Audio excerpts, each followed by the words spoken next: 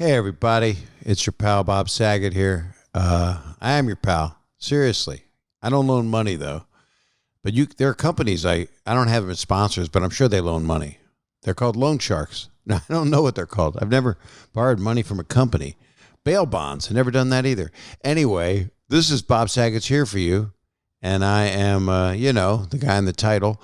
I'm excited to be doing this episode. It's with a friend I've been friends with for a long time. We're going to find out. You know him from all the roasts he's done. He's the roast master general. He's done many, many series. He is a bona fide, amazing headliner out on tour. When we can go on tour again, we're going to talk about all that stuff and just personal stories that we have with comedians and people that we love and have known all these years. It's Jeff Ross, Mr. Jeffrey Ross. Also, Jeff Lipschultz, which I'll bring up because I want to know that, because why would you change Lipschultz into anything else? It's such a great name. And in the meantime, I will tell you, as we start, that you do the stuff you got to do on all these podcasts. I know you hear it on a loop. You have to rate, review, and subscribe. Or you can follow if that's how you're listening. And that thing up top is a wonderful little thing with a phone number, and you can call me. And here comes Jeff Ross.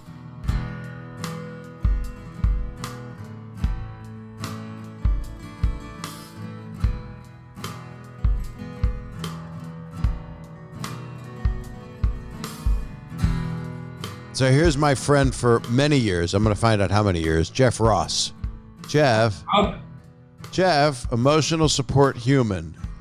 This is something that I've been getting in touch with during quarantine, is that we got to really look out for each other. That is exactly why I'm doing my podcast and why you're doing your podcast, which is, it's pretty damn great, your podcast. Thanks. It's called Thick Skin, and I call our fans, our listeners, emotional support humans, ESHs for short. But apparently in certain languages, an ESH is a curse. So to everyone except Slovenia, they're ESHs. Well, Slovenia is a beautiful place. I've ordered in from there. It's on DoorDash. I think it's on Postmates. I'm not sure. Now, how'd you come up with the title Thick Skin? Is that because of the roasting and a person has to have a thick skin in order to take it? That's a big part of it. If roasting is about dishing it out, having thick skin is about taking it. It's the other side of roasting. It's a more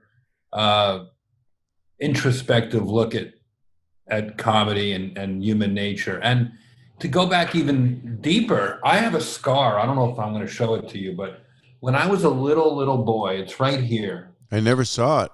My nana, my grandmother, was making tea in the Bronx, and I was a little 5-month-old baby crawling on the floor. And my nana Helen in the Bronx, she went to move the kettle from the stove to the table, and she tripped over me, and she poured she poured some of it on my back and burnt me. And my grandfather, my Pop Jack, whose ring I wear to this day, picked me up and he ran me 10 blocks to the hospital. And I knew very early on what it was like to have thick skin. I still have the scar. And I think we all talk about taking a joke, and especially me, if I dish it out, I got to be able to take it. And what people don't know is what a sensitive guy you are. And I know that, and how you take things like I do. Sometimes I don't have thick skin. You know that I don't. And I'm this guy that people think, or from stand-up specials think I'm brash or whatever, but I'm both. And so are you. You're both. People think they know you, Bob, and of course they know you. They've been watching you. You're America's dad for decades, but until they see you that's why I like this podcast that you're doing. But thank you. So back at you, because it shows sides of ourselves that are just more us, and we get to give stuff to people. And there were times where maybe we didn't want to show that in our career, but I think the times call for it now. We always want to protect our private life, our emotions, our insecurities, our vulnerabilities. Even my empathy for a while as the roast guy was a liability. People go, oh, he's, So to me, it's important. And I think I really understood who you were as a non-comic when I saw you host the scleroderma benefits in New York and Los Angeles, because And you've always been there for me, so thank you. You've always been there to help us. of course, it's an amazing cause and a heartbreaking disease. But what I'm getting at is that you'll, and this is hard for you, but you'll take comedy out of the equation and you'll talk from the heart. And jokes slip out because that's who you are. You think in punchlines, Bob. But when comics are oftentimes very empathetic people, you kind of have to go there in your heart in order to get away with the things that we get away with. And the reason that I love your brash style on stage is because I know it comes from affection and it comes from a place of sensitivity. Well, you're gonna make me cry. I wish we could hug each other, but you're not as virtual hug. Oh, you're not. You're less. I'm more cautious, I think. I mean, I've seen you at your pool. You'll post on Instagram. You got friends over. Well, do you get concerned about the COVID and everything? Yeah, I certainly didn't quarantine for 6 months to fucking get it now. That would be awful. Right. Well, I made it. Now I'm going to Miami to party. But anything I've done socially has been very careful and very calculated. And if I'm not paranoid, luckily my friends are, because, hey, listen, man, my whole tour was postponed till next summer. Same. So I don't want to get sick. I mean, if I'm going to be on hiatus or sabbatical or whatever you want to call it, quarantine, at least I get to do fun stuff like your podcast, as opposed to, being on a respirator at the hospital. I mean, I'm luckier than most in that I'm comfortable here, and I got something. I got a little thing here. I'm going to show you, Bob. I hope by little thing you don't mean your penis. Oh, I can't show that? Oh, you can. I happen to know it's not that little. Come here. I'm trying to show you this puppy I got. Oh, that tiny little puppy. She's 6 months old. I haven't named her yet. You have not named her? 6 months? You haven't named her? No, she's 6 months old. I only got her a few days ago. I'm fostering her. My parents didn't name me till I was 4. She's a German Shepherd. So I'm waiting to find out if she's anti-Semitic before I decide to adopt her forever. How would you find out if she's anti-Semitic? Well, you hold a latke in front of her? Seeing signs. She's teething on my arms quite a bit. Well, that's not anti-Semitic. She wants to eat you. That's the. Oh my God! What a baby! That is a beautiful, beautiful girl. That is a gigantic animal. That's a baby. The doctor prescribed her because, as you can see, I have an older Nana. This is Nana, and she's a big old German Shepherd. Did your grandmother look a lot like that one? Have you shown Nana the scar that she gave you? And and they're like best friends after 5 days. And look, she's like grabbing her like she's her own puppy, like her own. Nana has cancer in her leg, and the vet literally called me and said, "I think you need a puppy to keep Nana young." I've been told that before. They need companions. Yeah, and it's working. Like when this little puppy on the first night woke up in a nightmare. She'd never been in a building before. She was found by the Animal Hope and Rescue here in California. Did you go down there and pick her out? Is that what happened? They wouldn't let me because of COVID. So what they do is they sent me a picture. Literally, the vet said, "This is." So it's just like Tinder, kind of what. So you just swipe. It's just you and dogs. You can get in no trouble with that, by the way. That's the only thing left for us, Jeff, to not get in trouble if we're swiping and we're just trying to pick an animal to save. Look, they're so cute. They're playing together all the time. They love each other.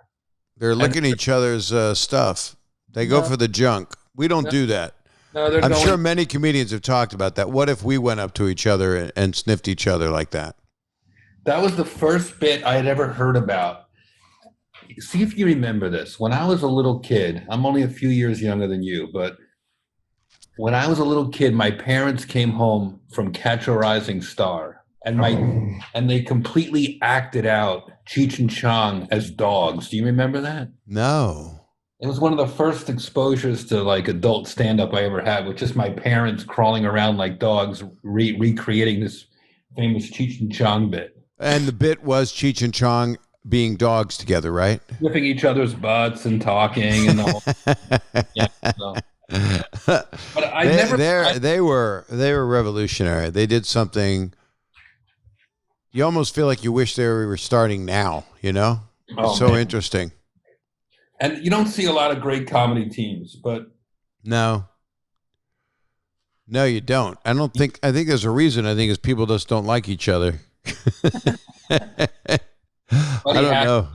I remember Buddy Hackett telling me they asked him to be in the Three Stooges when he was a young comic. One of the guys was retiring or sick, and they offered him a lot of money to do a Three Stooges movie and tour with the Three Stooges. It's like the new. Yeah, it was the Curly Roll, which was Shemp for a while, then Curly Joe Dorita and Joe Besser, all these guys. And I remember Buddy said, I thought about it. I just had a baby and I had another one on the way. And he said, in the end, I could have used the money, but I didn't want to wake up every morning wondering how the other two guys was feeling. I don't know if we talked about it, but I knew Larry. Oh, really? When I was 14, I was living in the Valley.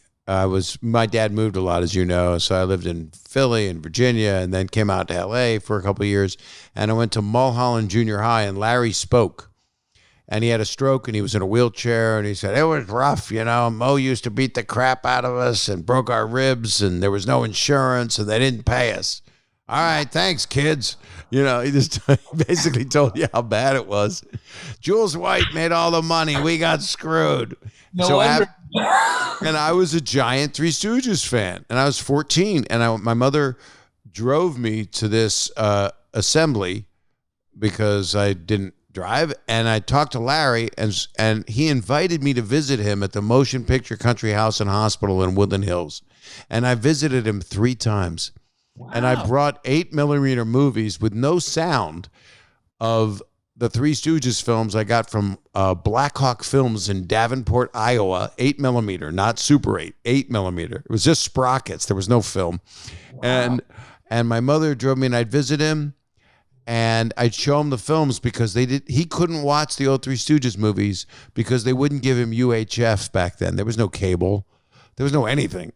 And Richard Jenny God bless him, used to have a great bit, which is, when we were kids, we didn't have feet. We had stumps. We had to walk in snow. In order to stand upright, we just took our stumps and we just walked in snow. That's the only way we didn't fall down. You know how somebody tells you how bad it was when they were kids. But a world without internet right now would be a blessing, I think. Oh, my God. Social media. I was thinking, it's like hot take. Everyone weigh in on everything. It's like, why does nobody can just walk past anything? And, I don't feel like Twitter is even a safe space for comics anymore. As much as I love Twitter and social media, I save the heat. And I tweeted this out because someone said, oh, you just use your Twitter now for promotional stuff. I go, yeah, I don't feel safe. Ever since Gilbert managed to offend people who don't even follow him that time, when he lost that Affleck job, I said, you know what? This doesn't feel safe anymore. And I tweeted out, listen, you want to hear the A material? You want to hear the heat? You got to come see me live. It's not safe on social. But then they also see where you're coming from because words are so, it's like a bunch of 14-year-olds texting each other. All you do is end up in a fight. Right. Texting, if I don't see my wife for a while and we text each other, you can misread what you're saying to the other person. Or, was that sarcastic? And it's like, sarcasm doesn't travel in writing, whether it is sarcastic or not. And now no matter where you fall politically, religiously, everybody's eye rolling. Everybody's going, oh, it's like you talk to a millennial or a Gen X or anybody. What am I talking about? I shouldn't be tagging people like that. I'm not an ageist. I know you're not either. I don't care if somebody is 80. I want to learn from them. If they're 21, I want to learn from them. Go ahead. Can I share some Bob Saget wisdom with your fans? Oh, anything you want. You're my guest. I'm so happy to be talking to you, my friend and my guest. We're talking about trolls, right? Yeah. I'm going to talk about Bob now for a second instead of to Bob. I would always argue with Bob about blocking people because I'd say, Bob, you'd say, oh, block this one or I blocked that one. It's not nothing important, but just nonsense. And Bob would always go, well, I blocked them. It felt good. I blocked them. And I'd always say, why are you blocking them? Ignore them. Let them think they're floating out to sea and they never got to you. And then more recently, you came up with the perfect way. And I've told a few people this and it really resonates. You said, people who say mean things don't deserve to hear you say funny things. Yeah. So fucking block them, people. That's Bob Saget's wisdom for now. Oh, that's sweet.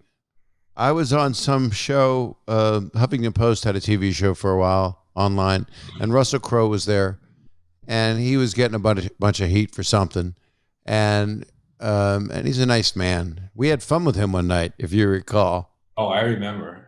Oh, we could share that with people. Well, I'll say what he said to me first, which was. Yeah. I said, what do you do when you get haters like that? He goes, blockity, block, block. I love blockity, block, block.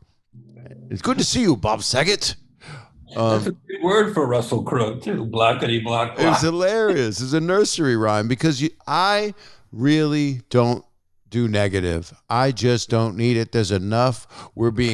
This past few years has been nothing but negative and hatred from all places that I would never expect it, from places that I would expect it, that I did expect it. And we need to unify somehow. I don't know what we're going to do, but we have to do it. And it's people like us that have to do it. And we'll get attacked for doing it. If you say, that's what I was going to get at with a lot of people. I do say people younger than me because I'm older than most people. But if you say to someone, have a nice day, they go, no, you have a nice day. It's like, what? I hope your dad's okay. I hope your dad's okay. My dad's dead. Maybe he's okay. Well, mine's alive. I'm like, why are you so fucking angry? I didn't mean anything. Tell them what happened with Russell Crowe. Okay, so one night we were at the Beverly Hills Hotel and we had dinner. I think it was just you and me having dinner. I think so. Someone joined us for a minute. My friend Michael Price joined us. Okay. Oh, no, I was having dinner with Michael Price, and then you joined us. Okay. And then Michael went home because Russell Crowe and you and I started talking. And then he invited us to go have a drink afterward. And Michael said, you know what, I'm going to go home because Michael's smart. And we went, I didn't even know where we were, but we were on the outside patio of the Polo is where we were. Because at that time they were redoing the restaurant. It was a big banquet hall that where they have parties is where we were having dinner. It was holiday season. Yes.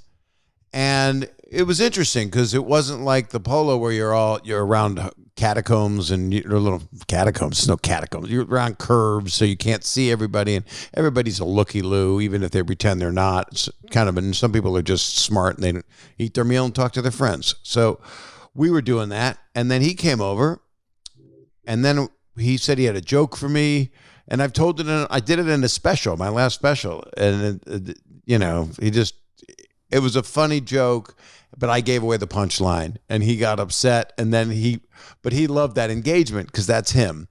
And then we went out and we were drinking. I do remember we were drinking. And I told him he was good in Les Mis, that I liked his voice. And he was upset because he didn't think his voice was good. He was very self-deprecating about it. He was, no, I wasn't that good. Yes, you were. And I said, you can sing. Can you sing, Bob Saget? And it was like, yeah, I can sing. He said, let's hear you sing. And all of a sudden we were singing, Oh, Canada. So he stood up. I don't know. You remember? I don't know "O Canada." So why that song? they led with "O Canada," and then we went to the national. It started because I said I sang the national anthem at a White Sox game. Oh, right. And then all of a sudden, 12 of us, the whole party that he had there, were all standing and singing the national anthem at 1:30 in the morning at the Beverly Hills Hotel as loud as we could. And we meant it. And the home of the brave, we just meant it too. We were belting it with actual love at the time and drunkenness. And then we stayed for a little while longer, and then they came because everyone at the entire hotel complained. Every person staying there, and it was crowded, said, "You guys got to leave." So Russell took off, but that was a really funny. It was late. It was late, and it was wild. That was a wild night. Just imagine, folks, how rowdy it had to be for anyone to tell Russell Crowe to wrap it up and get out. Could you be more terrified of any celebrity to go, "Oh, excuse me"? I mean, talk about a guy who's done it all. And I will say, I did have another night with Russell Crowe in London. Our friend Jimmy Carr invited me to some secret private room somewhere, and there was Russell holding court. Yeah, man, he's a fun dude. He's a gladiator in real life. He's really quite interesting, and he has a movie out now. I guess it's a week away. It comes out, or it's out now online, and he is a killer. And they say it's a tour de force, if I spoke French, that he's just amazing in it. So I'm looking forward to seeing that. That's on my list. What have you been doing? Have you been watching stuff? Have you been watching any of these shows, catching up? I've been having a House of Cards binge. I don't know if it's because of what's happening in our political theater in America right now or what, but something drew me to House of Cards. And because of the demonic character he plays. Yeah, but even more interestingly, Robin Wright's character as a woman becoming president. I don't want to give away if you haven't seen House of Cards. I haven't, so thanks.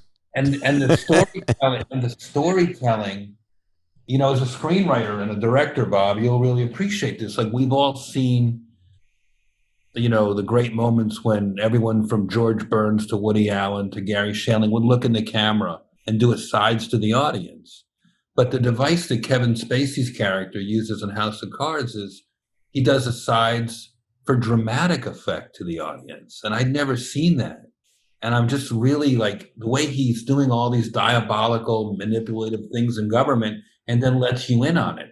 He'll like tell off, you know, the vice president, then look in the camera and go, "Did you see that?" And there's something to it that's engaging and you know, truth and fiction, you know, life, real life and fiction are kind of, there's so much propaganda, fake news happening and between the Republicans and the Democrats now that for whatever reason, the two shows I'm watching are House of Cards and then the idealistic version of government, West Wing. Right. West Wing is on Netflix right now, and Martin Sheen and Rob Lowe and I'm spacing out. Schiff, Richard Schiff, and that great actress. It'll come to me in a second. There's so I would IMDb it, and Lawrence O'Donnell was a writer on there and worked on that, and he's a friend who's also been on this podcast and doesn't do podcasts. And it was really interesting. He said, "I can't talk long," and it was Allison Janney. Oh, she's one of the best actresses alive. So. Yeah, I was going to say her, but is it weird because of the world we live? Her character name, sorry. No worries. Is it weird watching House of Cards and being able to separate the Kevin Spacey, all that stuff from being able to watch it? I'm sure it is not high on the viewership right now because of that, I would think, or maybe not. I don't know. I have the same issue when I hear certain musicians too. I do separate it. I don't hear. I mean, I'm at a bar mitzvah and I hear Michael Jackson. I'm not necessarily walking out in protest. That's the strangest thing, because he hit such another level of genius. And then, everybody's trial is done online. Their trial's done. There's no due process. Everything is but there's a documentary that, beyond a shadow of a doubt, it's guilty. And of course, the PC world, you're not allowed to make jokes about it. Whereas when I was in Vegas a couple years ago and they had a show there, I believe it was at the Mandalay Bay, as Michael Jackson won, ONE, and I would say that was his dating range.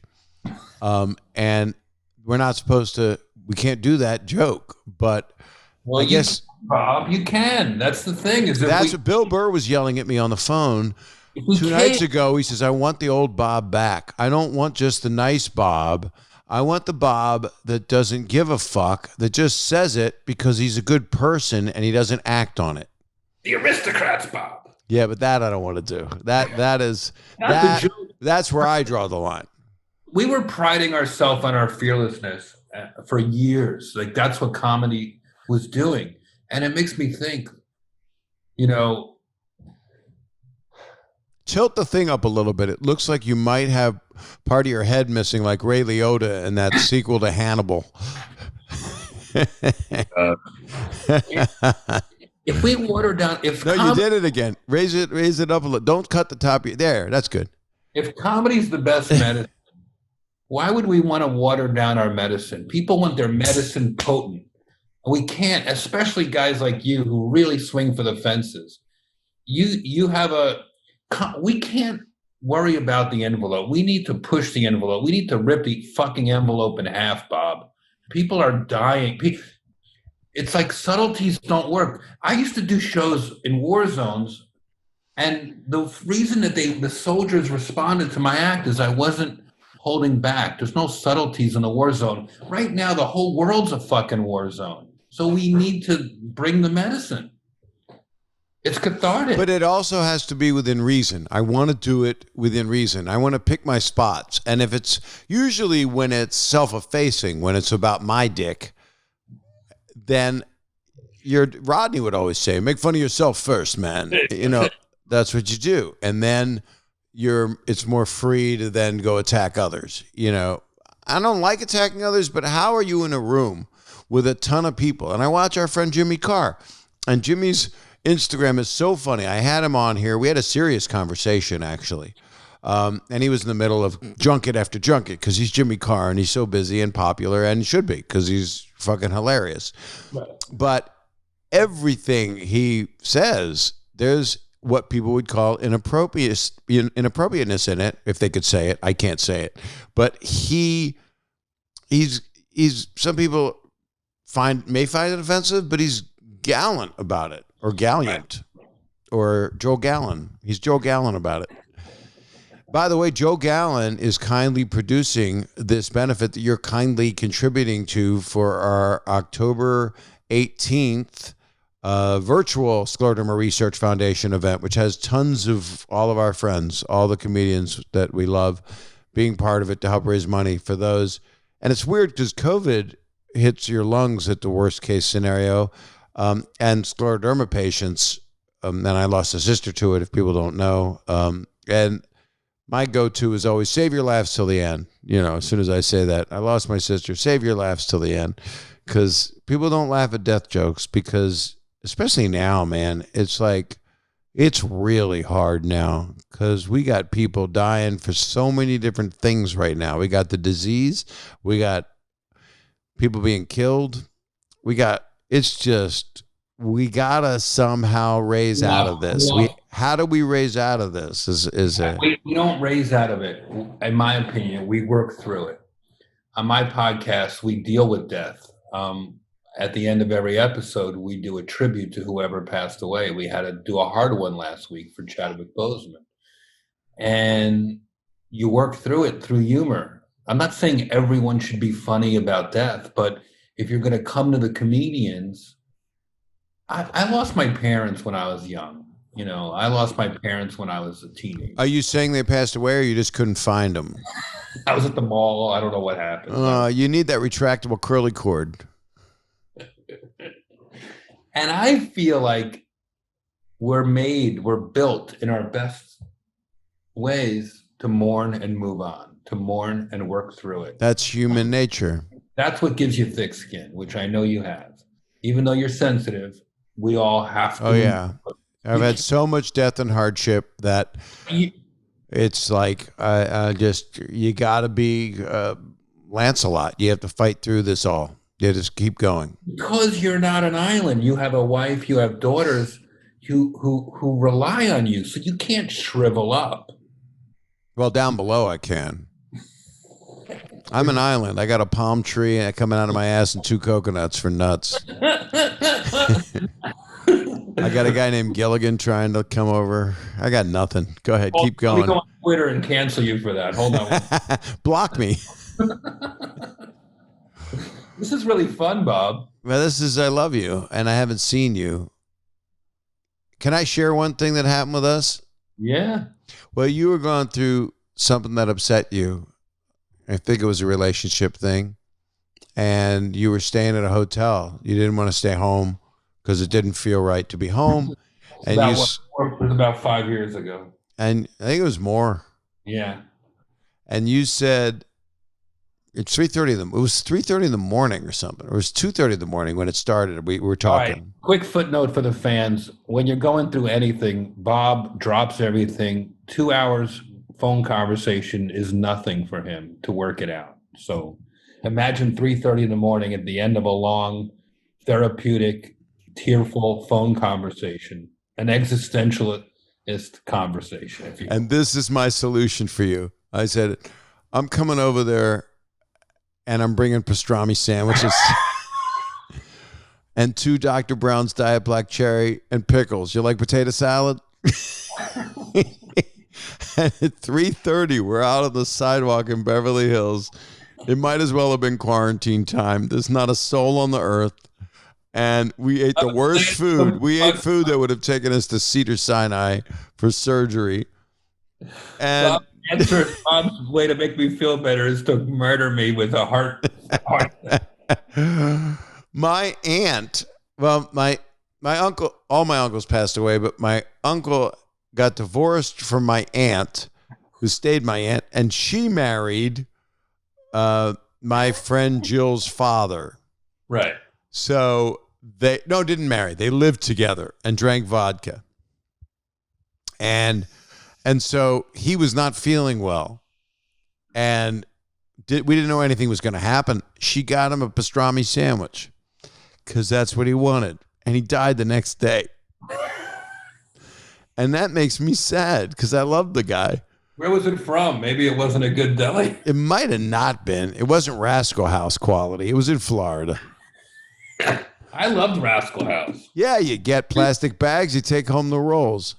My Aunt Bess was all about Rascal House and Wolfie's. I would go visit her in Miami. Wolfie's. Oh, there was one in New York. They had one. And I used to go there all the time with my friend Brad, and we would just eat. I can't believe how much we ate. We'd each have a corned beef sandwich, and we'd get kishka. Just, by the way, we're Jewish, ladies and gentlemen. I don't know if you know that.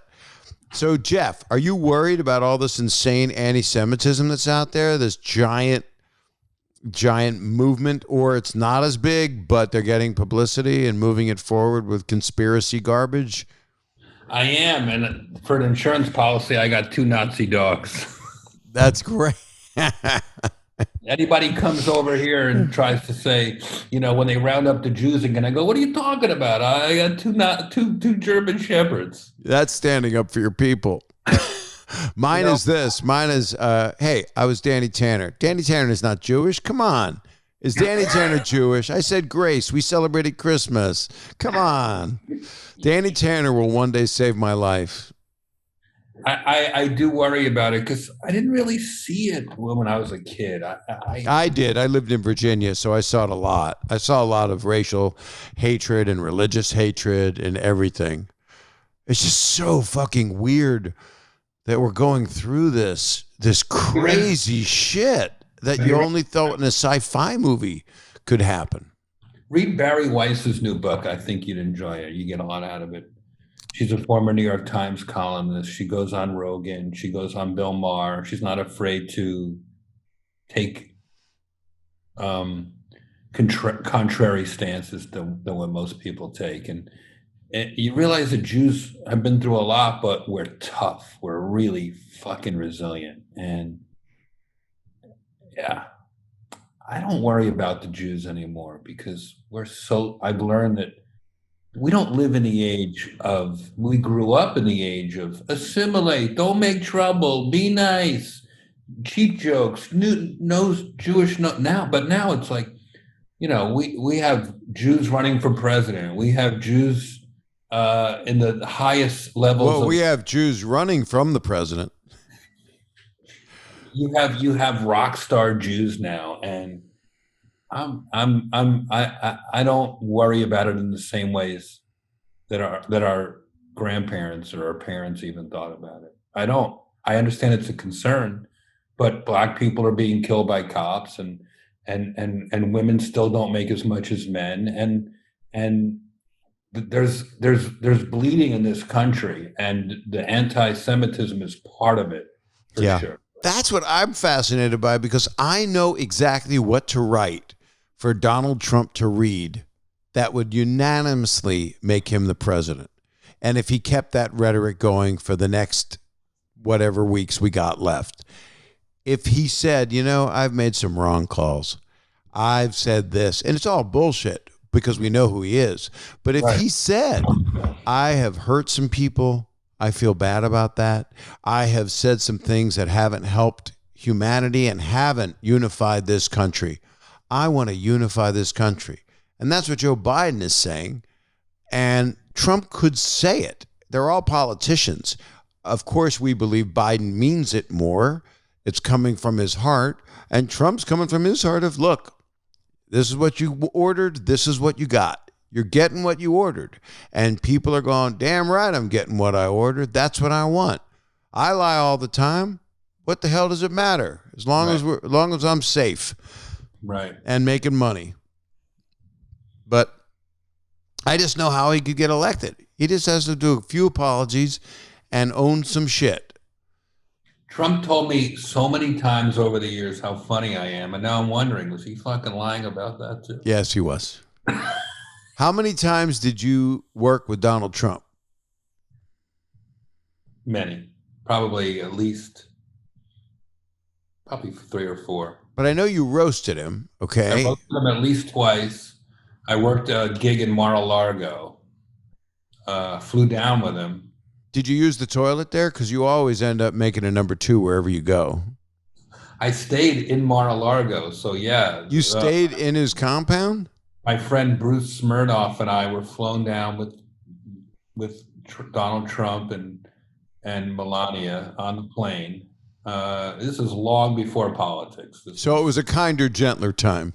This is 15 years ago when all he wanted to talk about was comedy.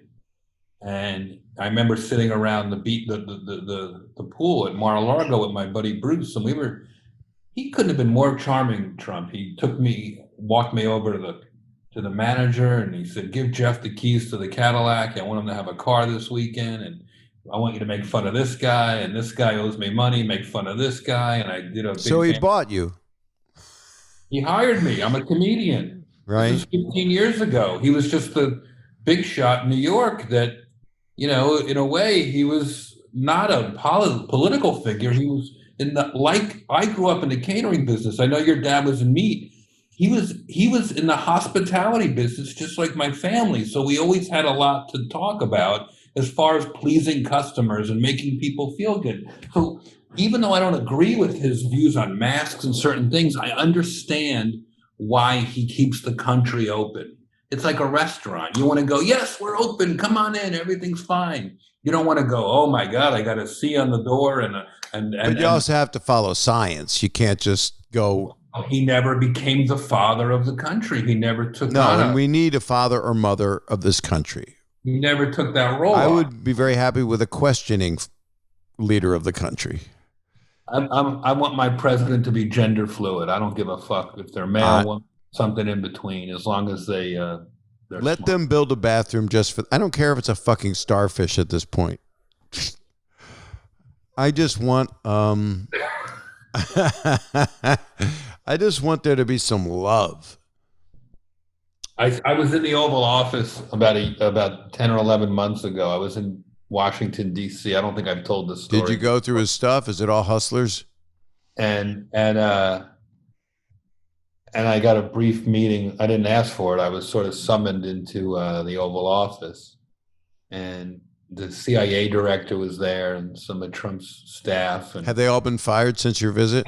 yes, actually, the chief of staff was fired. Doesn't that tell us something?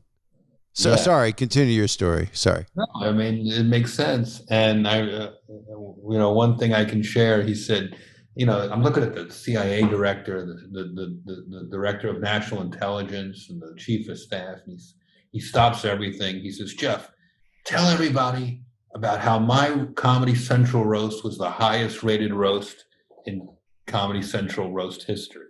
And I very politely said, yes, sir, Mr. President, the highest rated roast ever in Comedy Central history, right after Flavor Flav and Larry the Cable Guy. You said that? Thank you. Because it got a big laugh from the staff. I think mine was for a while. Oh, yeah. I found a great, Jordan Rubin sent me an amazing backstage picture from that night. I'm going to share. I'm going to send you privately. It's your roast on Comedy Central is one of my highlights of my career. I didn't expect it to be so much fun, and Greg Giraldo scared the shit out of me because he was so spot on, amazing, like a nuclear missile. And that's when they told me, "Hey, Bob, look like you're having fun." And that was over the audience SA, so everybody heard it. And I went, "We're on the speaker." I said to Robert, the assistant director. And then I did look like I was having, but it was all my friends, Jeff. It was Stamos hosting. It was you. It was Norm. It was Lovitz. Well, what are you going to do? And it was Jeff Garland and Susie Essman and Gilbert and Jim Norton and people and Gilbert goes and says something about me, and that travels and people believe it to be true now. His joke. The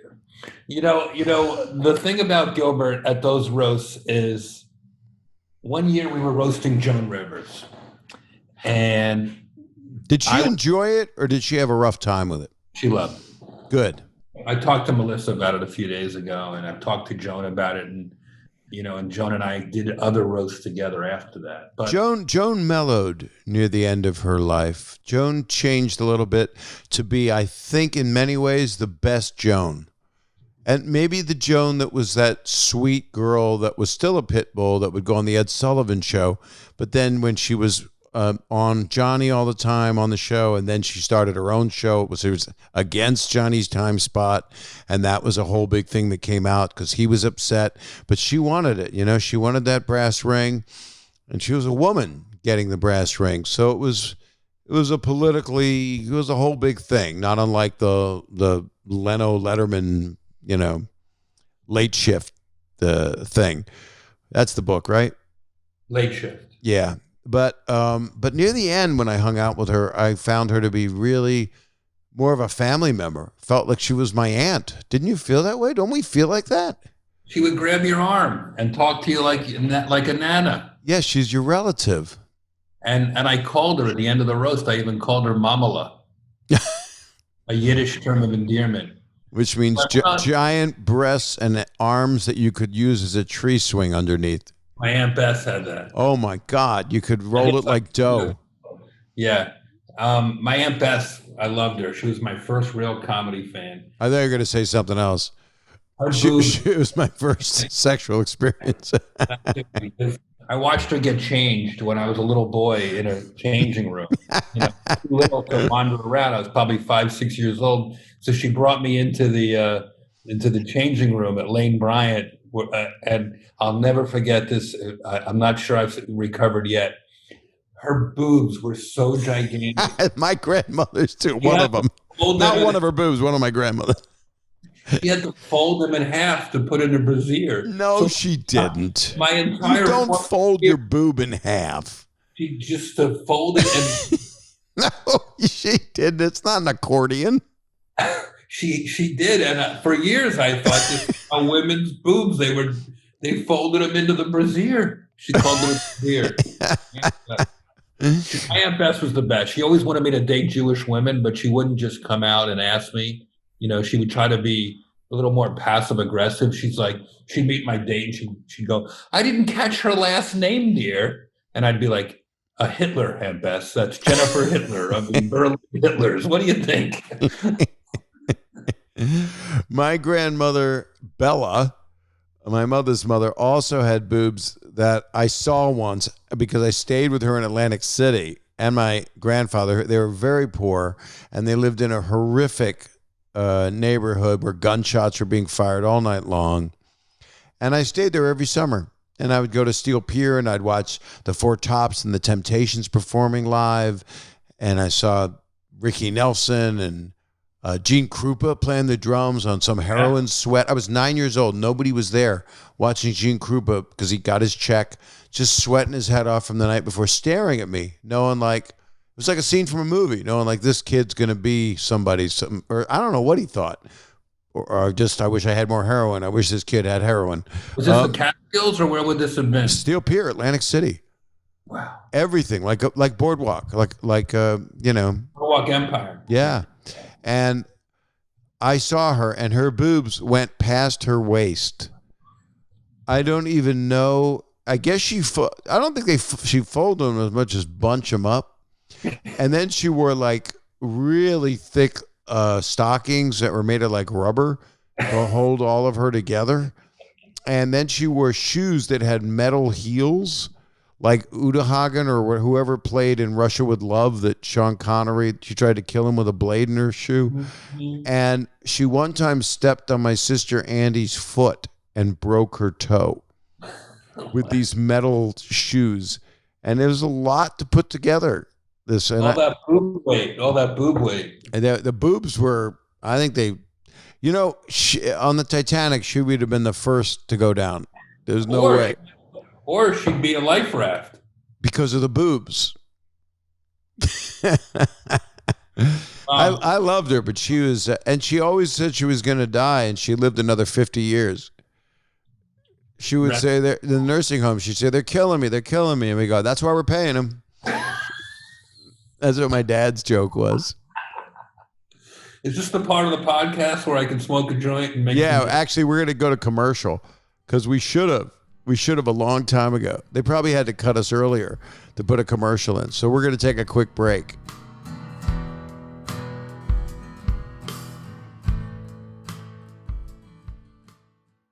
We're back, and Jeff and I were during the break. Not that we didn't listen to the spots, but you were just saying, Jeff, that the post office, if indeed we're talking about stamps.com, one of your sponsors, then, I go out now and I talk to my postal workers and try to give them a little pep talk and tell them that they're appreciated. And the post office is under the gun right now. And I'm not the postmaster general. I am the roastmaster general, but still I have a lot of affection for the post office. Who doesn't love getting letters, folks? Well, they're not getting them right now. I just watched a thing on the news today where I don't know if it wasn't propaganda. They dumped a bunch of mail in like some side yard somewhere. So something's going on that's really shady. It's so Slim Shady. Please stand up. It's really, something's wrong. I mean, I didn't realize it. I got 50 mailboxes in my backyard. I don't know where they came from. What if the post office just becomes like, it's like the mafia. We're like, some guy came by, he dropped something off, he picked something up. I just don't understand why it's so obvious that Trump's friend is hired to do exactly this. It is the most, if anybody that yells out it's rigged is rigging. That's like going, he's a liar because you're lying. Well, if you're in charge and you're yelling it's rigged, it's also kind of your fault too. If you're in charge, it's your watch. Not on my watch. Well, guess what? I don't wear a watch. Can I smoke this? Yeah, please. This is I have CBD oil as a sponsor on here sometimes. Folks,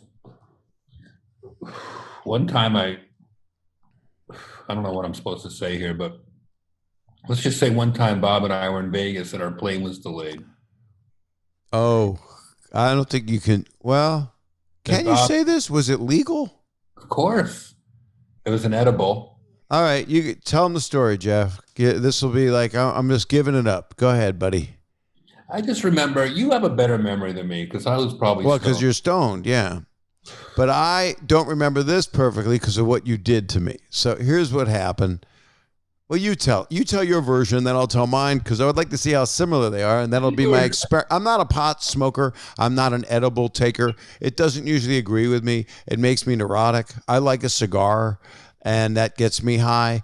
But have I smoked pot? Of course. In my early 20s, I smoked for a couple of years. I was hanging out with comedians. What are you not going to be part of the people you idolize? And you're able to do it a lot. You're able to do it on stage. You're able to. It for you. It keeps you calm. I would think. Is that kind? Would you say it is something not medicinal, but would you say it just makes you feel happier? Yeah, I'm not a big drinker, and I don't have many vices. I'm not a big shopper. I don't. I mean, I eat a Well, lot. it's obvious from your shirt you're not a big shopper. My free shirt from my own podcast. But it is red, so it should say, back up a little bit. It should say emotional support human again. Just add again to anything that's a red. Not bad. I'm going to give you one too. Oh, I like that. Thick skin with Jeff Ross. Oh, I definitely want that. Yeah, I love that. I like pot since I sold joints in high school. Maybe that wasn't the smartest thing to do, but I was kind of into the vibe of. I never was into. My dad died from doing coke. I don't think I've ever told this story either, but it's Bob, and you just tell Bob stuff. So you told me this once, but yeah, how did he die from it? I was always afraid to try it. I mean, I don't know. I don't know if he did too much. If it was but he was bad. in the food business, right? It wasn't like he was in showbiz. No, my dad was a caterer. He's a great guy and a lot of fun, but was he reaching for the flour and he made a mistake? He was. That's good. Well, I mean, you can have it. I don't know how to help you, but I'm going to tell that to my sister. Why? Give her my love, by the way. Yeah. Why did he? What was the coke thing? How long had he been doing it? Your whole childhood? 80s. It was the 80s. My mom had been dead a few years. My dad started making a little bit of money in his catering business, and it was fun, I suppose. I didn't get to talk to him about it because he kept it from me. And I was a college kid, and my sister was. I was 19 when he died, and my sister was 17. So if you'd have done coke, you probably could have saved his life. Probably would have. He would have filled had me to in. Split it with you. He would have had that much less. What did he have a heart attack, Jeff? Now you've gone too far. You know what? Let me go on Twitter and cancel that. What, Jeff? What was the deal? Did he have a heart attack? He had a cerebral hemorrhage in his head. That's cerebral. Yeah, he had what they call an aneurysm, I guess, and he was in a coma. Oh my God! For a couple of days. And the details were always sketchy. I didn't ask too many questions. I wish I had. It might have been what it was laced with, Sometimes people they cut it with weird shit. I know my mom used to when she would get me coked up as a 5-year-old. That was my bar mitzvah present, an 8-ball. And I didn't know what to do. Like, I didn't know. I didn't want to. It always scared me. I've never tried it because of that reason. And I think a fear of cocaine, and anyone I'd ever met who was coked up was always kind of annoying. So I looked to pot as a safer, more sustainable way of life, I guess. Not life, but a way of being creative. It's not something I don't smoke pot to drive my car or to feed the dogs or to get through anything stressful. I smoke pot to make jokes. Like, I'm on a podcast with the funniest guy. Like, I want to laugh. I want to have fun. So it's like having a sip of of tequila or a beer for some people. Like, Right. It relaxes you. There are people that smoke pot, have tequila, beer, and Coke. that I can't do. That's bad for them, I would If say.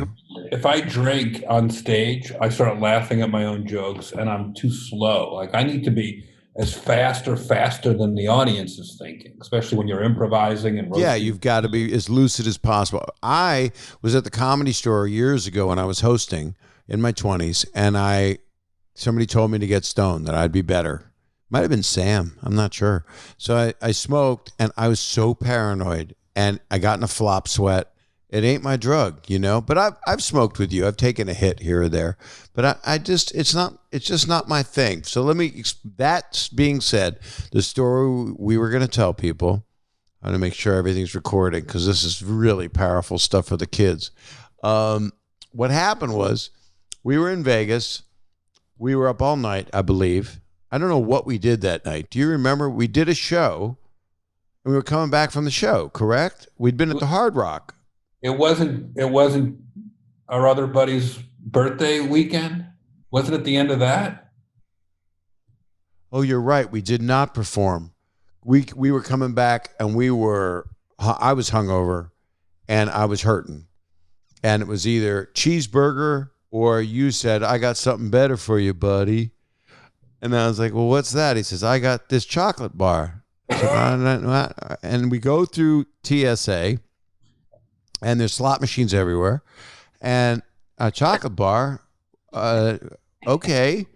You might have mentioned it to me before TSA, and then I got a little paranoid that you were taking it through TSA, and I wondered about THC, and you heard TSA.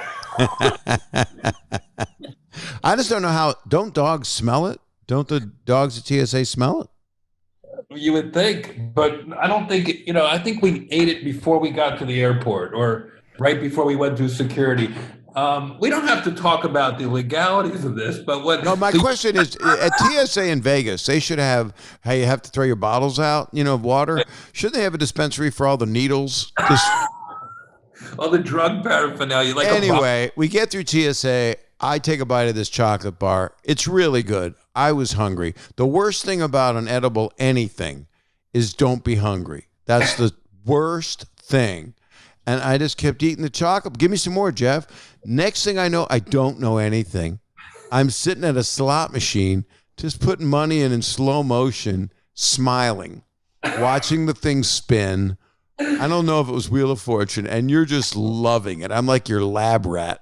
Well, it was one of those times where you were just letting everything go. And, we all have stress in our lives. And you were just like, all right, this is at the airport. This is my time right now. I'm just going to enjoy myself. And the lights, the buzzers, the delay, the longer the plane was delayed, the happier we were, because reality was waiting for us at Burbank Airport. But at Vegas Airport, we might as well have been in a Star Trek episode. Like, no one was bothering us. It was dead. It was like a quiet time there, and we just got to float for a couple hours, and it was a lot of fun. Well, that 30 minutes was the best 4 hours of my life. And you won $38. Did I? Yeah. I did win.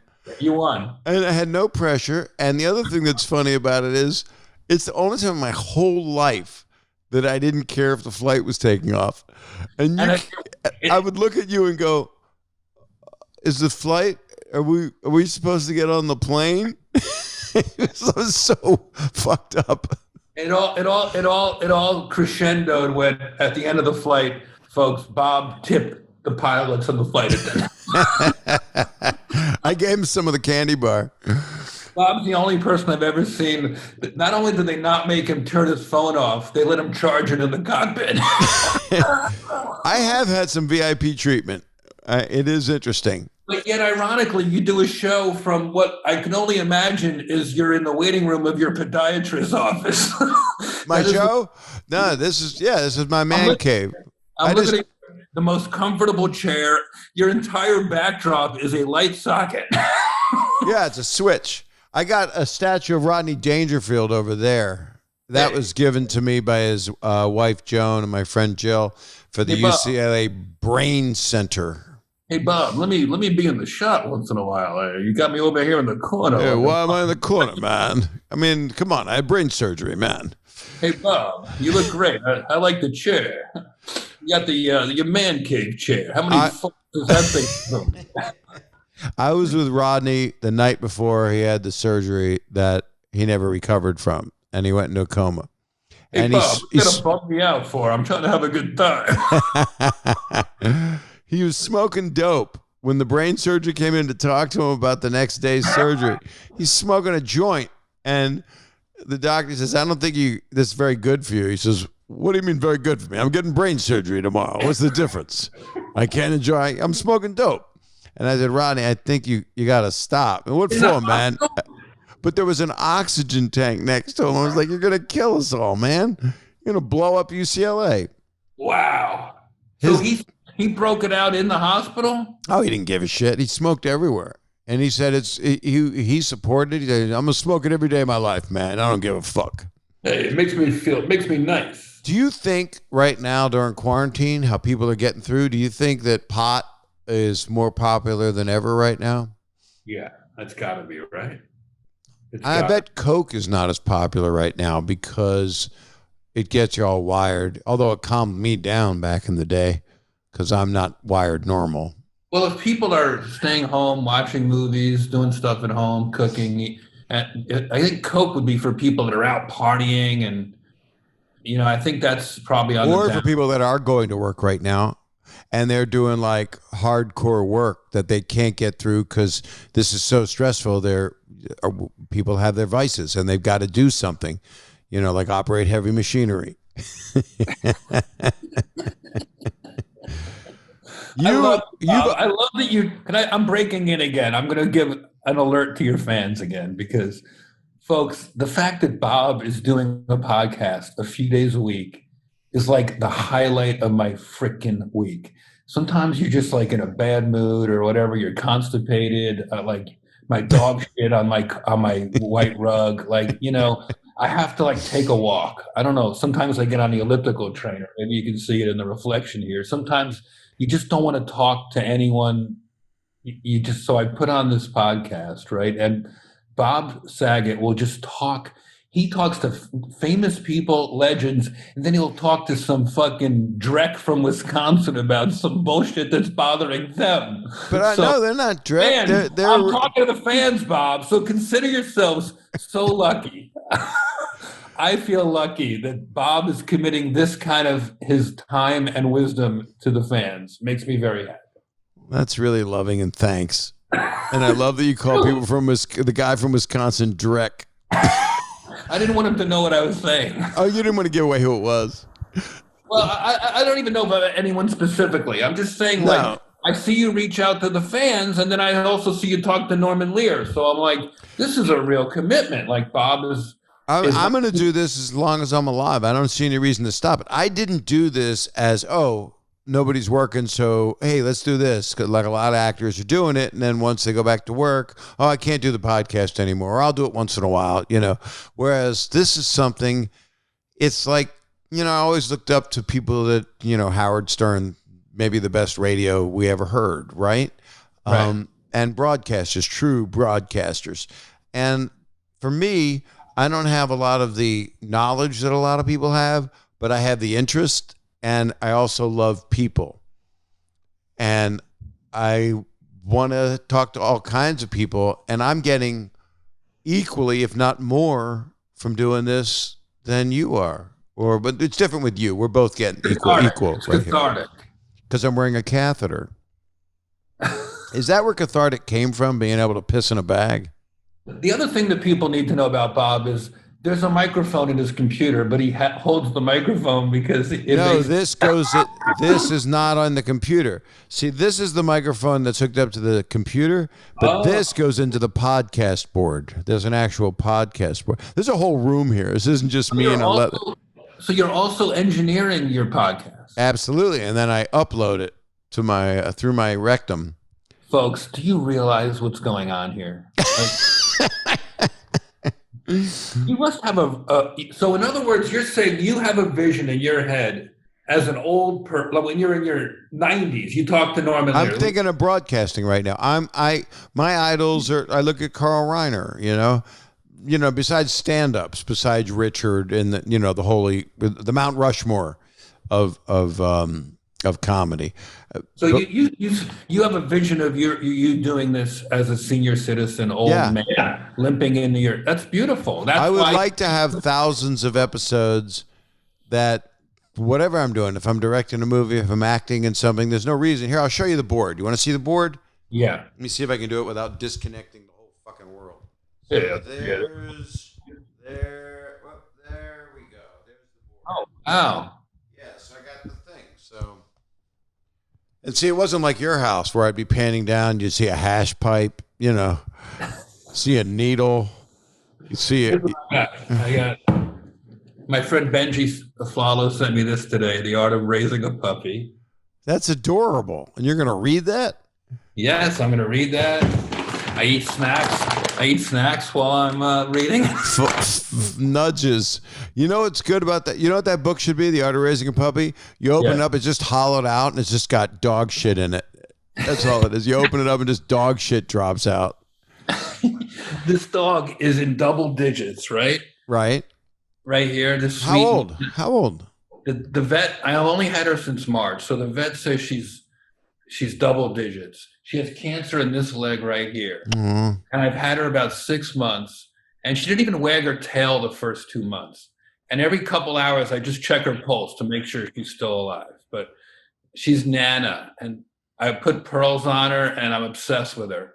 And she has much smaller breasts than your Nana.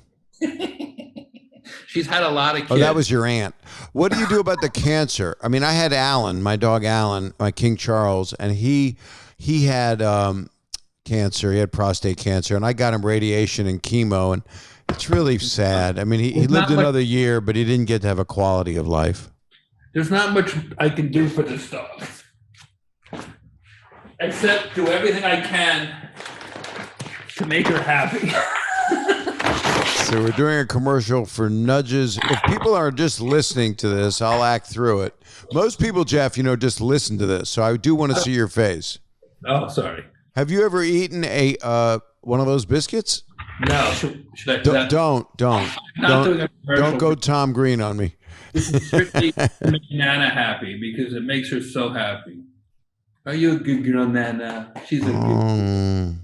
She's the sweetest girl. Dogs are a gift. Do you know that? They are a gift, and they all are emotional support animals, except for the ones that are taught to go for the jugular by Nazis. But this dog was a stunt dog. She's a retired TV dog. She actually tortured the inmates at Abu Ghraib prison in Zero Dark 30. She also was hit by a bus in Air Bud 3. And she played a Nazi in a History Channel reenactment. I'm kidding. She's that part. But was she in Air Bud 3? No. I don't know. Well, the dog on Full House, Comet, was Air Bud.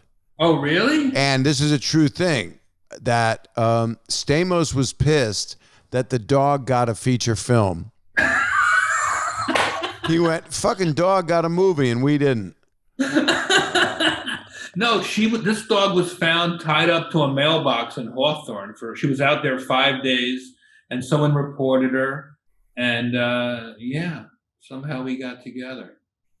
Yeah, very lucky. People don't realize how important living things are. I just don't understand our disconnect right now, and everybody's so ready to get mad at everybody. I'm not capable of that kind of anger.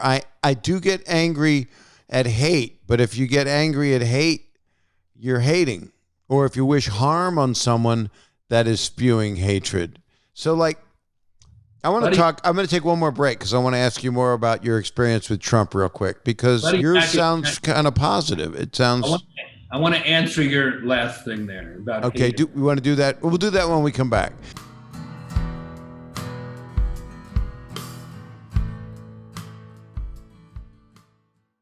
Hey, welcome to Bob Saget's Here For You, and I'm Bob Saget, and I'm here for you. Today is a buddy of mine, Jeff Ross. Jeff Ross originally born Jeffrey Lipschultz back in the day. And I love him so much. He's the Roastmaster General. He's got so many shows. He's done so many roast things he's done. He's all over Netflix. He's done a lot of stuff for our troops. He's just a really good man and a funny, funny guy. And when we're all back and doing stand-up again, he'll be out doing as much as he can to make people laugh. And in the meantime, you want to do the normal stuff. You rate, review, you subscribe. Subscribe. It's free. I was telling that to Bill Burr. He said, they're all free, Bob. And you could follow it. You could follow it if that's how you get your podcast. And also call that number up at the top. That number is a phone number you can call, and that'll tell you how you can talk to me. And I'll call you on days that I do that. And we might be doing also Zoom calls with people. We'll talk about that. So here we go with no further ado. My dear friend from another mother, because his passed away many years ago and mine a few years ago. Just wanted to cheer you all up. Here he is, Jeff Ross. So that was the intro, and maybe they'll use the other one. But here's a question. Yeah. Jeff, you were Jeffrey Lipschultz. Lipschultz. Oh, sorry, I left out the speech impediment. Lipschultz. Now, why would you change that? First of all, I was my first TV appearance. Somebody just sent me my cousin Matt Lipschultz just sent me a screenshot. My name Lipschultz is 10 letters plus Jeff, and back then Jeffrey Ross Lipschultz. So they had to use a smaller font on my early TV appearances, like to even get. So you'd see like my all my buddies had Greg Giraldo, Todd Barry, whatever, Sarah Silverman, normal size names. And then Lipschultz took up so much screen that I had to do something. And then I did Star Search down in Florida as Jeff Lipschultz. And I kept moving on. And Ed McMahon kept, in every episode, I got introduced with a different last name. And Jeff, please welcome this week's challenger, Jeff Lipschitz. And I had no confidence back then, so it threw me off. And I finally got eliminated, and I flew home, and on the plane ride home, I realized that I loved comedy. And if I was going to really commit to it, either I had to change my name or my family had to change theirs. So I dropped my last name and went with Jeff Ross. Where'd the Ross come from? My middle name. Oh, it is your middle name. That's what you were saying. I'm named after my great-grandmother, Rosie, who was a caterer in Newark, New Jersey. One of the first women to really own a successful business in the 1950s in Newark. And I didn't know her, but I've seen films of her, and she used to throw a lot of family parties, and she was very warm, and she was a hard worker, and she gave a lot of tough love and a lot of real love. And I try to emulate my life in a lot of ways the way I am with my family, the way I've been told she was with her family. Yeah, you're extremely family oriented, and I think that also comes from you're an amazing friend also. Thank you. Well, I think that also comes with losing your parents so young. I think you want that family if you're made that way. Some people aren't. They lose their parents and they're gone. Well, a lot of people would blame if the life doesn't go the way they thought it might or dreamed it might, they might blame those kind of incidents, those childhood trauma. But like I say, we're made to mourn and move on, and we have no one to really make proud. If you lose your parents, I don't have to make anybody proud. I have to do it for me. You have to make yourself proud. And sometimes you even have to look in the mirror and go like, whoo, you fucking made it through that, or you did that. Or people just listening, he was not masturbating. That was smacking his neck. I was patting myself on the back. Got it. And, Well, my parents are gone, and they were very proud, and you knew my parents, and they liked you a lot. You knew both of them, right? You knew my dad. I didn't get to know your dad, but I did know your mom. Oh, you didn't know my dad? I was at your dad's funeral. So in a lot of ways, I got to know him through that service and through the time back at your house, and heard all the stories and met all his friends. And it was the beginning of our friendship. So I didn't get to know your dad, but I really got to know you well in that time. So there's a connection there. That's why Yeah. you always say that. That's why you always. I felt like you knew him. Well, you bring your dad up to me like I knew him, and I never stop you. You know, it's just fine. Yeah, I knew your mom. I knew Dolly, and yeah, I mean, you were lucky to have them for so long, Bob, and it's probably one of the reasons you're such a great dad is because you had your dad. You had, you know, I'm sure you have differences with your parents, but My mom drove me crazy, but I wouldn't be a stand-up if she didn't say, "Don't say that." And I'm a great dad because my daughters are amazing. They're just, you know, my daughters are amazing. They love you. You're like Uncle Jeff. Your daughters are fucking amazing. Your Thanks. whole family's amazing. You have a couple of weird cousins. We don't have to get into it today, but Yeah, you've met some, but I got a great nephew. You love Adam. he's a great guy. And I'm kidding about your cousins, but you know, I'm trying to think which ones you've met. You met Allison. Allison, you love. Allison's cool. Allison's like one of your family members. You know, it's like to finger bang me in the coat room at Caroline's a couple times, but that's it's fun. possible. But finger bang usually means that you have a vagina. We raised a lot of money that day. So you can finger bang a guy. Figure it out, Bob. Finger bang a guy in your butt? Listen, do I have to? I want to understand this. How do you finger bang a guy? You just said it. In the butt. So that's supposed to make you happy in the coat in the coat room at Caroline's? Are you going to sit here on your rented chair and tell me that my stuff's owned? You haven't had this goes up in a fire. I owe nobody money.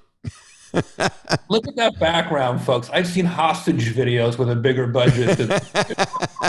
I should put some pictures here. I got a big mirror up there. Look, it's a big room. I think there needs to be, you're making an incredible commitment. I believe that there should be a logo, Here For You logo right over your shoulder. But when they put out these parts of all this, all that matters is the two of us talking. And then they on the Here For You is all over the damn thing when they put it out. I look like I'm sitting here with all my medical degrees. I told you, it looks like you're our doctor. I'm dispensing medical marijuana. So have you been having trouble sleeping, sir, 10 to 12 hours a night? They do these FaceTime medical exams now. It's like, oh my God, to consult? I mean, proctology exam would be the worst. Could you hold your asshole up to the camera? All right, here she is. That's not a good marriage if you're doing that. How do we get people to just stop all the hatred against someone that believes different things than you? How do we stop that? Injustice is one thing. Injustice is something I can't help but go, I get it, you know, because it's happening and it's happened. But also it has to come out of human feeling for it, the injustice, not to have a gun to your head of believe, no matter who you are, believe what I believe, but human rights, there's no argument. There is no argument.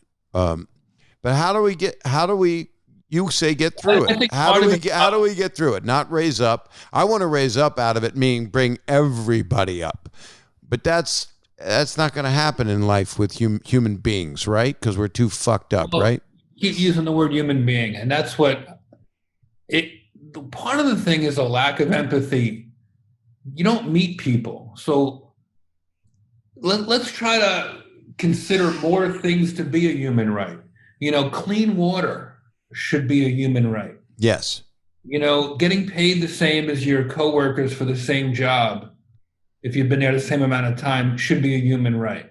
Being able to get a job because you're maybe not, because you're being profiled. You know, there should be something. And whether it's strangers or your family or the homeless, like try not to think of them as with a label, but like I did a show in a prison and I called some prison advocacy groups for advice. I said, and one thing they said was, when you're addressing the incarcerated, don't say criminal. Don't say person who's in jail. Everyone's a human being, and if you label them, then they get stigmatized and they get dehumanized. Immigrant is to me, I go, person who is, you know, and make it specific to them. And, you know, people in solitary confinement in jails, they're reduced to human dust because you don't even know. It's like a figment of your imagination. So you have to think that these are real human beings that are locked in a room and that's torture also. And, You know, to me, it's about humanizing the homeless. Everything is human, and no more labels: Republican, Democrat, mask, no mask, North, South, neighbor to neighbor, gun, no gun, black, white, cop. It's like it becomes label, but very rarely a human who is this, a human who is that. And I would take it even more, and say that there's no normal. You and I are not normal looking. People are, I get at my shows and at Roast Battle, like people who stutter, people who are disabled, people who are missing limbs, people who are from different walks of life, different. Same And what here. I start to realize is you can't use the phrase, there's a normal looking person. That doesn't exist. We are all normal. Everything is normalized. That's a horrific thing to say anyway, a normal looking person. I look at people on TikTok. Yes, I'm on it. And there's a sweet lady whose face was not like other people's faces. She had a problem her whole life. And people were making fun of her on there. And I go, what have people been reduced to? And they haven't been reduced to. That's where they were. You know, people's minds are. I'm watching the news, and I'll watch it depending on what news I'm watching. And they'll say, a black man was killed today. They won't say a man was killed today. And I never hear them say a white man was killed today. I don't hear a white man was killed today. Mm-hmm. But they led with the race. And that's where I guess it's important. I don't guess. I know it's important because of where we're at right now. And we don't want to see any more deaths because of race.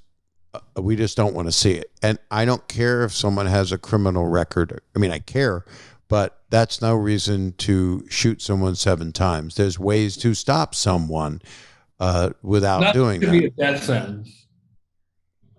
Say again? Whatever the person does, what if they have a criminal record and they get killed by a cop, it doesn't mean they deserve a death sentence. Absolutely not. Let me ask you, your special that you did in the prison, would that be one of your most, for you, poignant things that you've ever done? You've done many things like that. You've done a few things like that. I did a show in a maximum security jail in Texas, and I had asked every jail in America I was trying to get, and nobody would say yes except for this one jail in Texas, where they take law enforcement just as seriously as we take comedy. You know, like these are serious people. But they wanted to show what their facility was like, and it wound up being a really eye-opening experience for me, and made me feel really lucky that I didn't get busted for selling weed when I was in high school. I was lucky enough to be white. I was lucky enough I never got caught. And there's a lot of people in jail right now in America for less marijuana than I have in my lungs right at this moment. Yeah.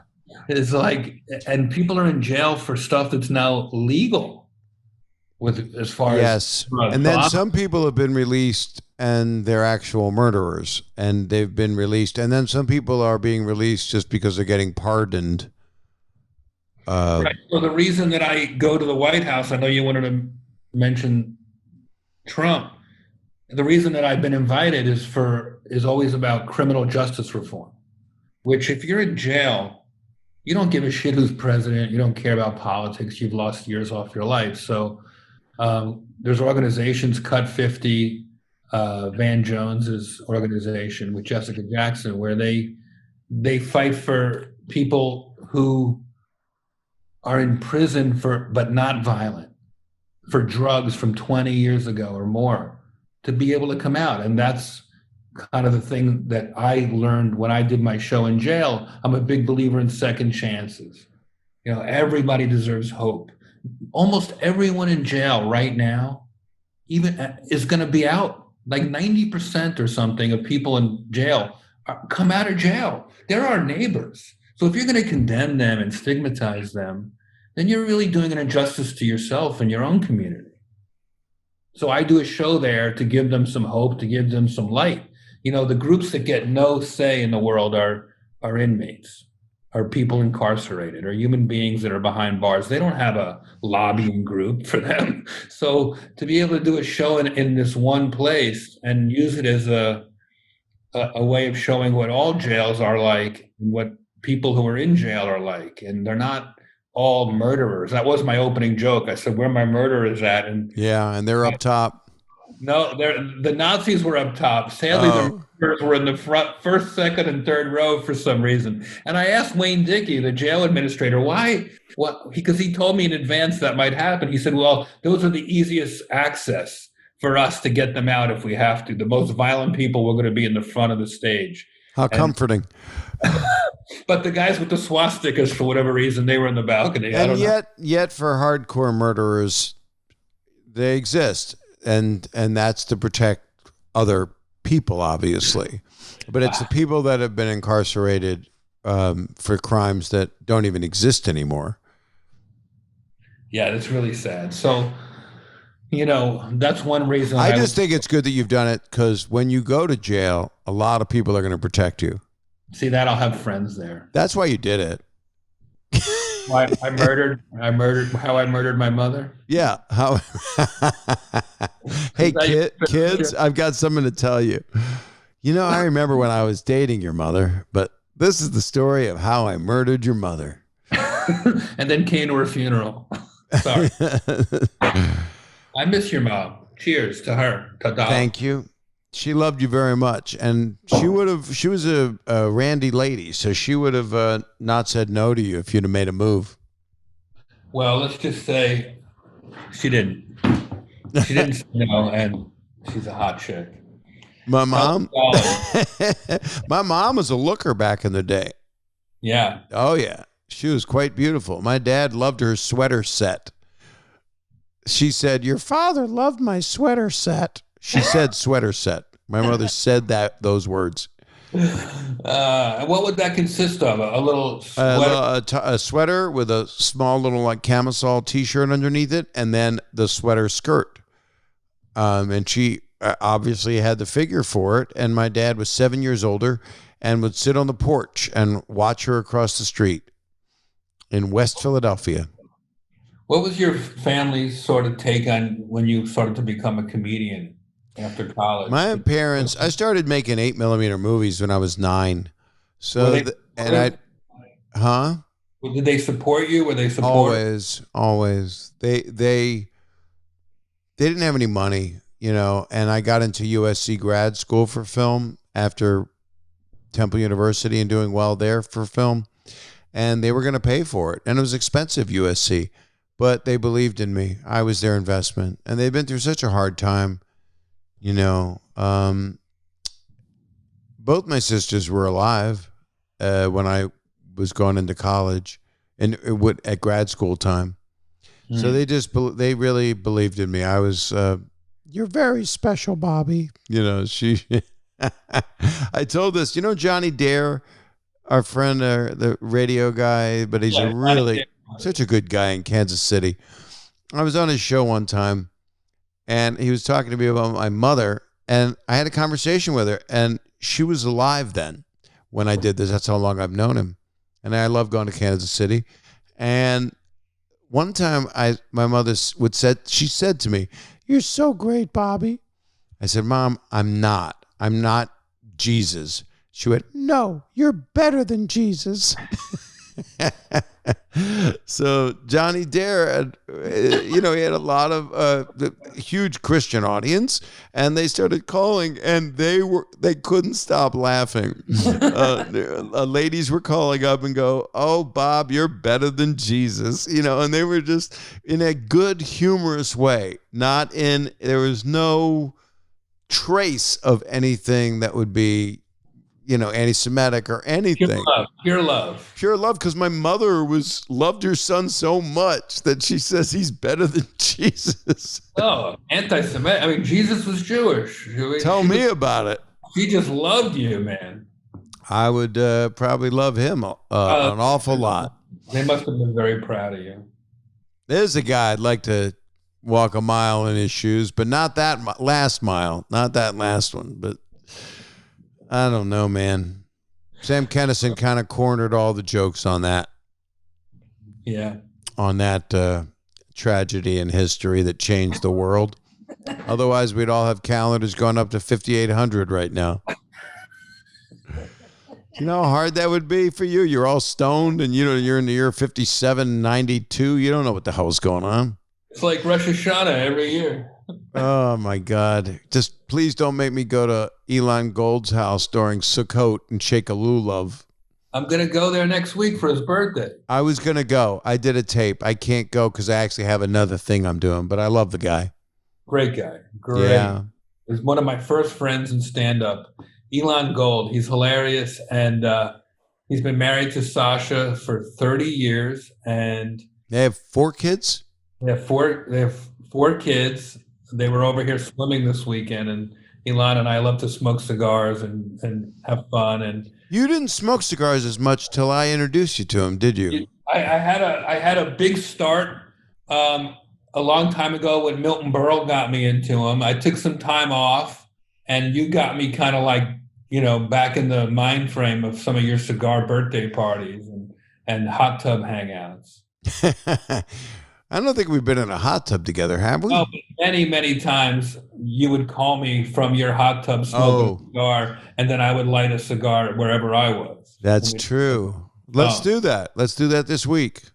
And I'm impressed that you can talk on the phone, smoke a cigar, all in a hot tub without overheating. See, I would need to also have a gallon of water and a fan on me to do all that. Well, actually, I can adjust it from my phone, the hot tub temperature. So I do that because I don't want to, if you boil your balls, then you cannot, it's like dim sum. It's like a dim sum warmer.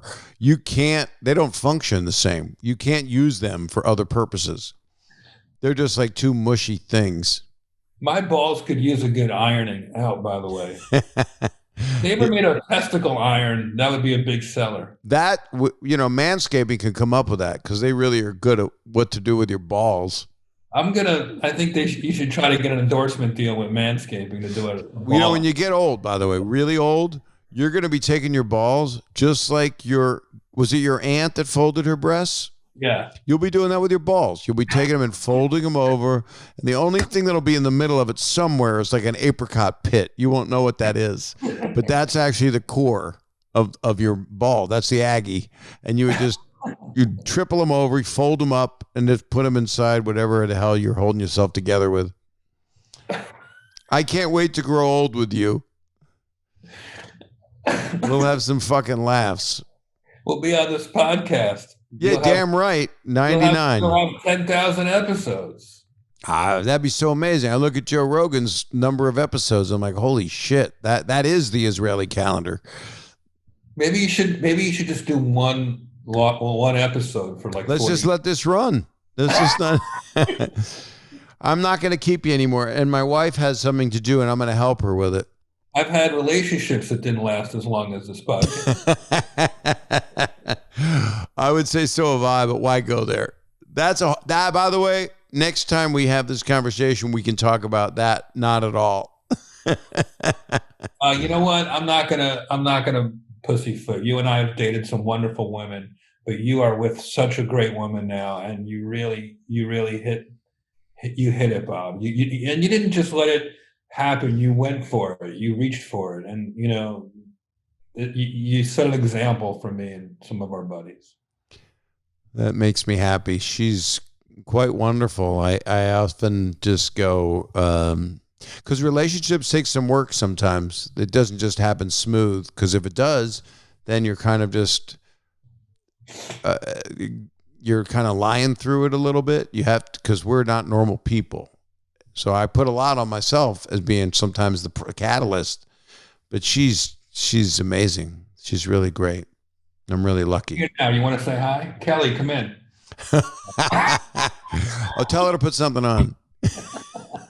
But no, not that. Something else. Put something on. Not just a dog collar. That would have been a really great bit, actually. Yeah, if she wasn't. No, she actually has to do something with me online for her broadcast because she's about to be on the news somewhere. somewhere Well, important. thanks for having me on. I really did have a lot of fun. I did too. It feels good to talk to you. We gotta talk more. You So cracked me up, buddy. You cracked you me up. do too. I would go outside and smoke a cigar right now, but the air is enough.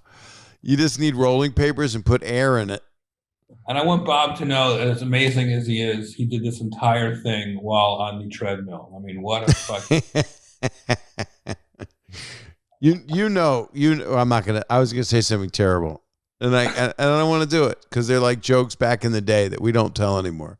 But yeah, I've been doing a lot of cardio while we're talking. You can do one dirty joke at the end of the fucking 2-hour podcast. Come on. No, I wasn't going to do a dirty joke. It's just that you can actually burn calories if you have explosive diarrhea.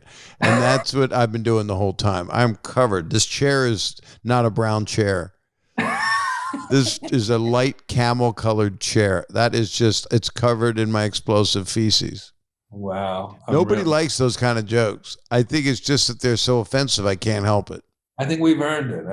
Yeah, I've earned that. I've earned that to tell a terrible shit joke that would make all the people that I idolize go, what the fuck is wrong with him? I think if people took this journey with you today, if your listeners took this journey, I think you've earned a massive fucking diarrhea joke at the end of the show. Thank you, Jeff. Thank you. And then I would close that by saying, let's hope for peace. Pieces of what? Diarrhea? No, peace. PEACE in this country, and then it'll trickle through the world. Because don't say trickle through when we're talking about diarrhea. It'll be leakage that will come out of the U.S. Leakage, and then it will. There's no way the two candidates have not had leakage. There's no way that either of them has not sharded. If the debates, there's going to be so much sharding going on. It's going to be. Do you have a rebuttal? And everything will have to do with their not being able to hold in their mud, and they'll both be there, and the president will get angry, and you won't hear it, but it'll be like be this, and Biden will say something, and a little milk dud will fall onto his sock. They're both just gonna when they check the floor after the debate, you'll know where Trump was circling him, like he did Hillary, how he did that, and it'll just be. They're going to have to clean that floor. It's just going to be a shit fest. All right. Well, that's a lovely thing to end on. I got my ice sharded sticker. That's what the booth's for. Close the curtain so you can shit your pants. Not only does Bob push the envelope, he takes a massive diarrhea shit in the envelope. And then I send it to your nana. Through the post office. It all comes full circle. I did Gilbert's podcast. I swear to God, it was the last 15 minutes. You've got to listen to the episode of me on Gilbert's podcast. Yeah. It was the stuff that we do that you're going like, I don't know what you two are talking about. What are you two talking about? And we're crying, saying the worst things. And he got me to say them. I'm so ashamed that I did that. So that's kind of why I ended with this huge run of diarrhea, which is redundant. Because it's a run. You don't do shit jokes. I respect that about you. I've done them in the past. I'm not above it. I've done it in the past. I can't wait till we can go do stand-up again. And it's safe for everybody. You're not doing any drive-ins? You're not going to try that? I'm afraid that when I get to some old material, people will drive over to the bathrooms.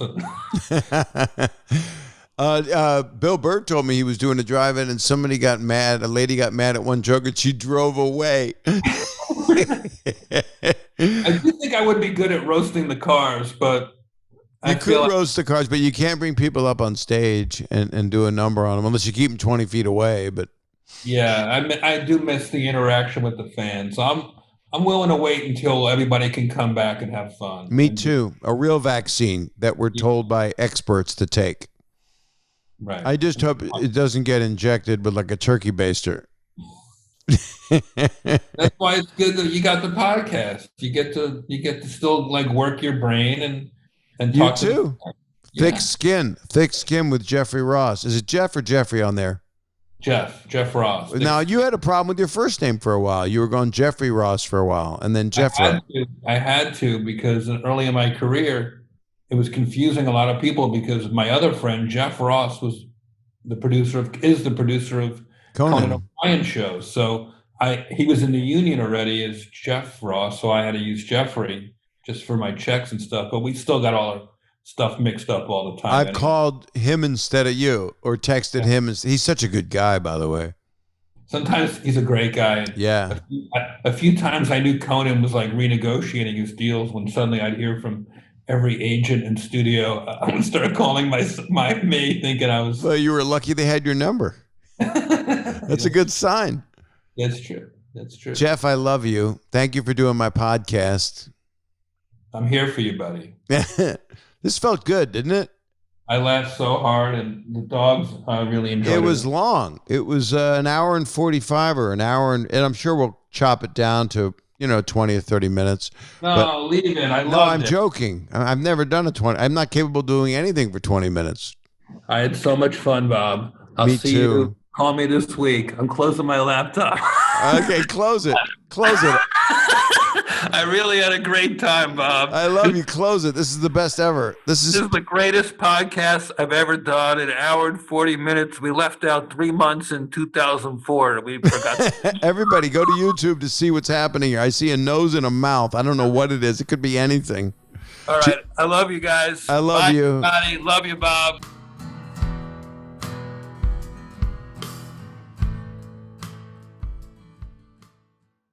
Jeff Ross. You got to go to YouTube to see that exit. Didn't look like his face. I had fun. He's a good man. He's hilarious. He's a sweetheart. And that's who Jeff is. That's who he is. So with that, thank you guys. Another episode, another friend. I'm going to run out of friends. Don't worry. I don't know if I will. I mean, I'll call you guys. We're kind of friends, kind of, sort of, not knowing each other at all. But I still think well of people because I like people, damn it. I'm Gumby, damn it. Eddie Murphy. My God, please do stand up again. I'd do anything. Or just do whatever the fuck you want. You're Eddie Murphy. Anyway, that was it. Another episode. You want to rate, review, subscribe, or follow, whatever you want. Go up there, call that number, or here. I don't know where it is. Call that number, and you can leave a message for me. And then you'll tell me your info and what you want to talk about. And then on days that I call people, I'll call you guys. So be well, and be safe, And I know it's hard, but try to believe in science so you don't get anybody infected or anything. Because I know that big biker rally, a lot of people got sick. A lot of people got sick from that get-together. And I have some friends that are bikers, and I would just say, I always say now, swallow the mask. Just swallow it. Keep it in here. You don't have to wear it, and it acts as a spit fusel. Don't make sense. That's a bad thing. I'm not a scientist. You can still have droplets come out of your nose, your eyes, your ear holes. What about your butt? What if you fart and someone inhales that? Too much poop talk. I apologize for that, but Jeff Ross, I don't know. I just went there. Thanks for listening. Hang in there, everybody. Sending all my best.